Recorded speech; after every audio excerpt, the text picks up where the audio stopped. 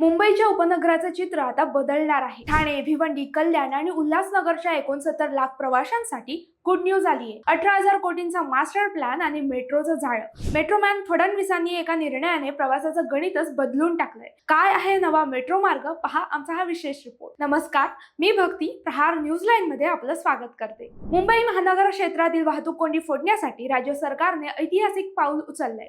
मुख्यमंत्री देवेंद्र फडणवीस यांनी मुंबई मेट्रो मार्गिका 5A च्या 18,130.55 कोटी रुपयांच्या कामांना अधिकृत मंजुरी दिली आहे। कापूरबावडी ते धामणकर नाका आणि तिथून पुढे थेट उल्हासनगर पर्यंत धावणारी ही मेट्रो उपनगरांच्या प्रगतीचं इंजिन ठरणार आहे। कसं आहे प्रकल्पाचं स्वरूप तेही पाहूया। तर एकूण 34.21 किमी लांबीच्या या मेट्रो मार्गावर 19 स्थानकं असतील। यामध्ये टप्पा 1 कापूरबावडी ते धामणकर नाका आणि टप्पा 2 दुर्गाडी पर्यंत असेल।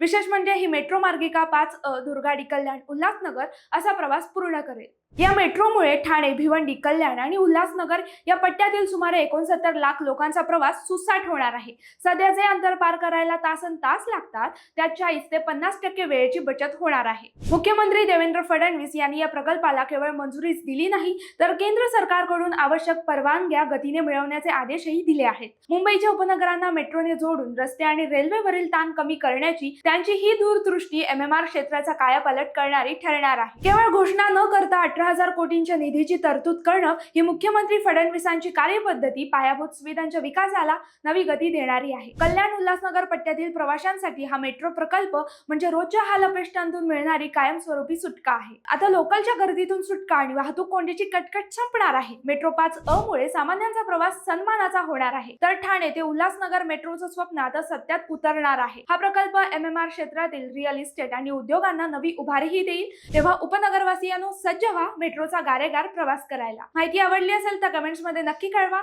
आणि असेच नवनवीन व्हिडिओ पाहण्यासाठी प्रहार न्यूज लाईनला लाईक, शेअर, फॉलो आणि सबस्क्राईब करायला विसरू नका। धन्यवाद।